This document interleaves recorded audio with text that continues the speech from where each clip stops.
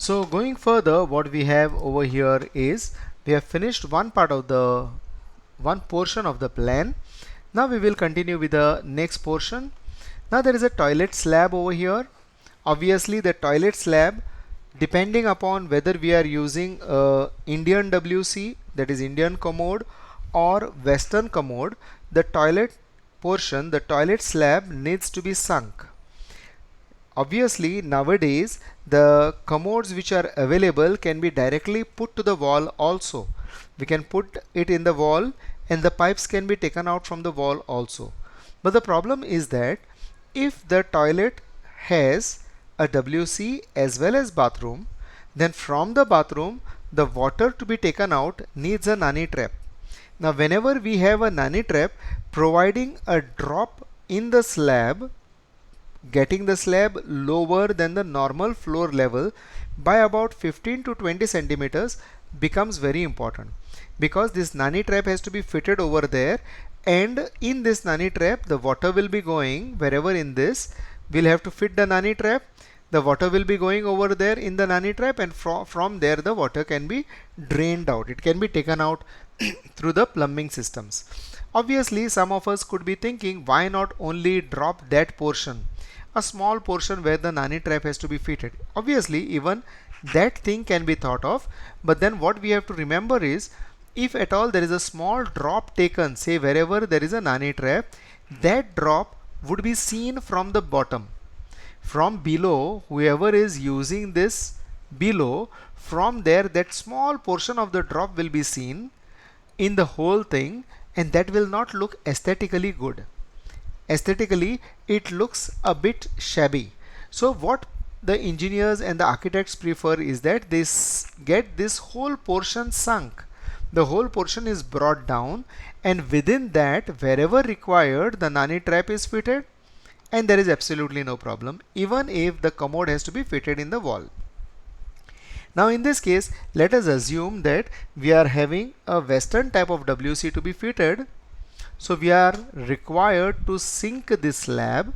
The slab has to be sunk, it has to be brought down in the construction by 20 centimeters. So obviously there would be one beam this side. We will provide one beam in this direction. Obviously there would be one beam connecting these two columns over here. So now this slab has beam in this direction, beam in this direction, beam in this direction, and I would prefer having a beam in this direction. So I connect the column by providing a beam like this. Now look at this. This particular toilet slab is supported by this beam over here, this beam over here, this beam over here, and this one over here. So this toilet slab is supported on all the four sides. Now this toilet slab will not be at the same level at any other slab. The other slabs are at the normal floor level. This toilet slab will be 20 centimeters below this level. So having got this down, what they will be doing is they will be waterproofing the slab, providing brick beds and the other things, other materials to get it to the level, and then providing the tiles by which we will feel that this is almost at the same level of this. A small drop may be kept over here to prevent water from the toilet to spill out. So maybe a 2 centimeter drop sometimes is kept over here to provide to avoid the water from here, even in case the water gets stored, remained over here because of whatever choking up or whatever, say the tap has remained on, then the water should not flow down to the hall or to the other rooms. So a drop is given over here of say around 2 centimeters. That is more than enough in most of the cases. So that is what we observe. The toilet will be over here sunk. This slab will be sunk by about 20 centimeters. Now next thing comes is the hall. Now I want to look at the hall, but before coming to the hall, what I will do is I will provide for the staircase region. I will finish off this part, then come to the hall. When I look at the staircase region, the staircase needs a support in this direction, which I have already given over here. Now in the other direction, we will take the beam from here to here, from here to here. That's what. Now in this direction, from the face of the column to the face of the column we have provided. But look at it, the staircase hall is not only from here to here, but it continues up to here. So I will be required to continue this beam from here to here and from here to here. Similarly, in this direction I will need to continue this further. Why? Only because in this direction also I need a beam. Please note, I need a beam.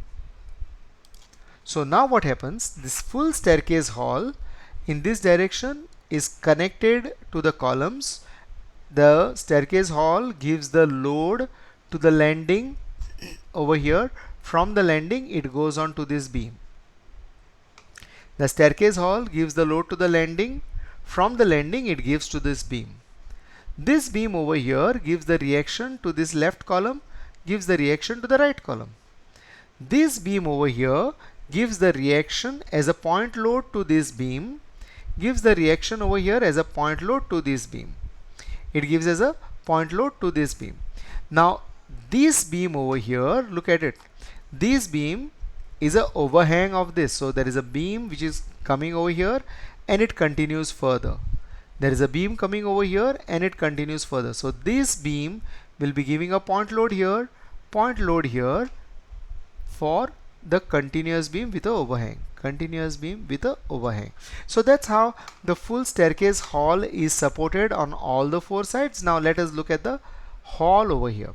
Now when I'm looking at the hall over here, on the left hand side the hall is marked. It is supported by the beams. There is a beam over here from here to here, and there is a beam which is connecting to this column to this column. So whatever load from the hall comes on this beam or this beam, it will be shared by these two beams. Now on the right hand side there is a column here. So what I do is I take a beam from here to here and I take a beam from here to here. Now this portion of the slab, the load will go on this beam. Now coming further, there is a wall over here. I cannot take the beam only from here to here, but I'll need to take the beam from here to here, and I continue with the beam from here to here. So my beam continues up to this. The wall load goes on this. Now look at the hall. The hall shares or gives its load to this beam or shares it also with this beam. In this direction it's very easy. I provide one beam here in this direction. So the load from the hall goes on this beam. In this direction there is a small portion of the beam, so I can provide a beam over here.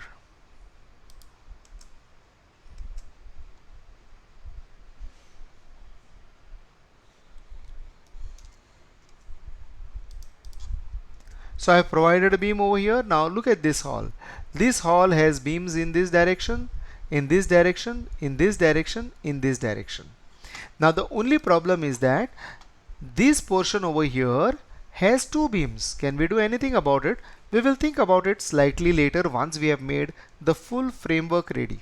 So we have the hall wherein the beams are having good connections. Over here it is between column to column. Over here it is between column to column. This beam gives a load reaction to this beam and one side on the column. Over here there is no problem, column to column. This beam gives a point load on this beam, gives a point load on this beam, and this beam over here, the hall gives load to this beam, gives load to this beam, and it is connected between column to column and column to column over here. So the hall is supported on all the four sides, satisfactory, there is no problem. Now let us look at the dining. The dining, there is already a beam here, there is already a beam here. Now we will try to provide another beam that is in this direction from here to here, and also from column to column over here. This is the easiest one perhaps, so we can directly provide over here from here to here. Now look at the dining. This dining has a beam on top, beam at the side, beam at the side, and beam at the bottom, and it is connected on all the four corners with the columns. So each of these beams give reactions directly to the columns. So one of the best rooms for designing is this. So it's having beams on all the four sides, well connected with columns. Now coming to the next portion over here. So we have this parapet. So I connect it like this and I connect it like this. So we have got this slab which is connected here and connected here. What I would prefer is connecting it here.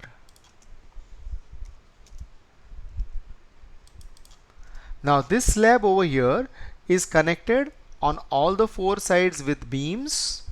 This beam over here is giving the reaction to this beam over here. Otherwise, the rest of the beams are well connected with the columns. This beam is connected to column here, connected to column here. This beam connected to column here, to the column here, and similarly in the other two directions. Let me have a look at the balcony. The balcony portion, either I can take it further over here and take this. I can do that. Or I can take the beam over here and have this as a cantilever. Now I would prefer taking this over here like this.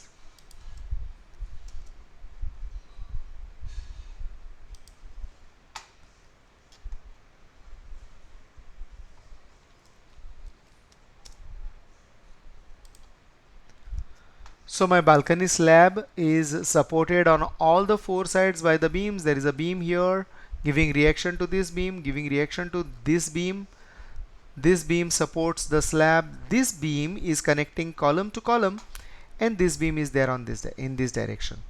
Also what I can do is I can provide a beam over here, maybe over here like this. So this portion of the slab, there is a beam here, there is a beam here. I can have this beam continuing over here like this. I can have this beam continuing over here like this. So that's my cantilever which comes up to here, and this gets supported over here. Similarly, I can get this beam over here like this beam like this. So I have a cantilever projection over here, the overhang for this beam. There is a overhang for this beam, there is a overhang for this beam, and there is another beam over here. So this slab is well supported on all the four sides. This slab is all supported on all the four sides over here. So now we look at the network like this. Please remember, this is the preliminary network which we have made. It may be having too many beams over here.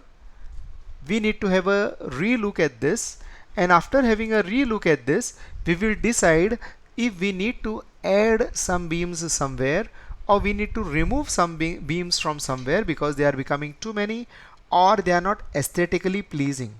So having made this ready, we only now know that each of my slabs are well supported on the beams, and each of these beams form a network. Each beams connected to the columns or to the other beams form a good network.